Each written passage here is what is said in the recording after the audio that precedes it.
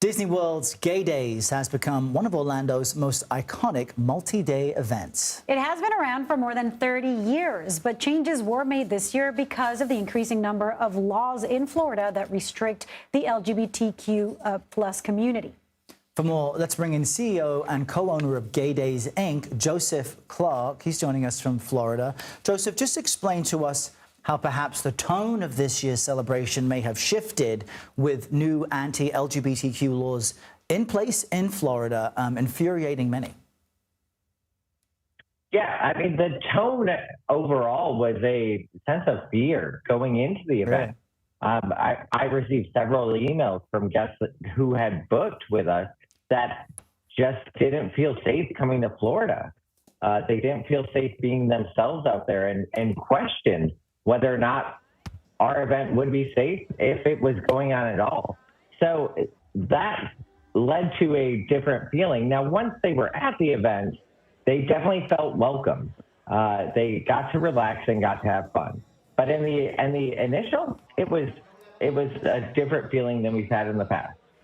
Joseph, we can't talk about these laws without talking about the figure of Ron DeSantis and his battles with Disney.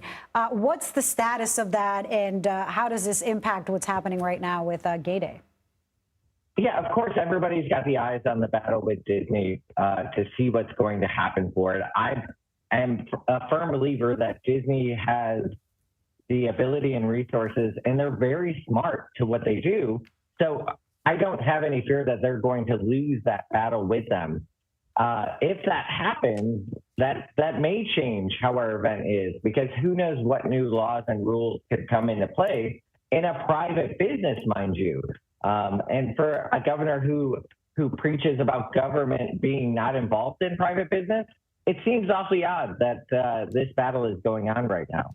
Well, it's interesting you say that, Joseph, because you mentioned that there was a sense of fear by people attending this celebration, which is meant to be joyful and free. And I'm wondering if the purpose of these laws is to have that chilling effect.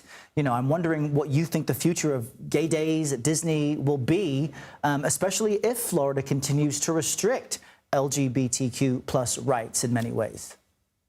I do believe that that's the intent behind the laws. I mean, they're so vaguely written at times that it's almost left to interpretation for it, which is where people get even more scared. And the fines that are associated are not small fines for anything going against these laws. Now, we're not going anywhere. We're not going back in the closet. The point of Gay Days is much larger than a party. It is standing up to groups such as this. Now, in this case, different than the past because it's the government.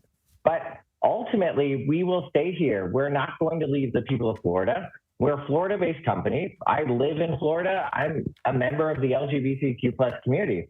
I actively invited Ron DeSantis to our event, had a reserve sign on the seat, on the front row of our drag pageant, of our drag queen bingo, and nothing happened. Nobody came out. There was no word from anybody. It's all about scare tactics and nothing coming from that. So yes, we're not going anywhere. We're going to be here in Orlando the first weekend in June, and we're committed to that. All right. CEO and co-owner of Gay Days, Inc., Joseph Clark. Thank you. Thanks, Joseph. Thank you.